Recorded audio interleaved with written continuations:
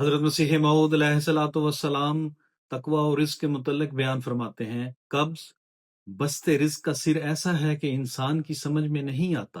اس کا تعلق تقوی سے ہے، یعنی جو تقوی اختیار کرتا ہے اللہ تعالیٰ خود اسے ہر تنگی اور تکلیف سے نکلنے کی راہ بتا دیتا ہے اور وہاں سے رزق دینے کا وعدہ کرتا ہے جو اس کے وہم و گمان میں بھی نہیں ہوتا۔ اور خدا تعالیٰ سے بڑھ کر وعدوں کو سچا کرنے والا کوئی ہے؟ ہرگز نہیں۔ بس خدا پر ایمان لاؤ، خدا سے ڈرنے والے ہرگز ضائع نہیں کیے جاتے۔ حضور مزید فرماتے ہیں، اس کے باوجود کئی آدمی ایسے دیکھے جاتے ہیں جو صالح اور متقی نیک بخت ہوتے ہیں اور ان کا شاعر اسلام صحیح ہوتا ہے، مگر وہ رزق سے تنگ ہیں۔ رات کو ہے تو دن کو نہیں، اور دن کو ہے تو رات کو نہیں۔ مگر تجربہ دلالت کرتا ہے کہ یہ امور خدا کی طرف منسوب نہیں ہو سکتے، یہاں انسانی کمزوری کا ہی اعتراف کرنا پڑتا ہے۔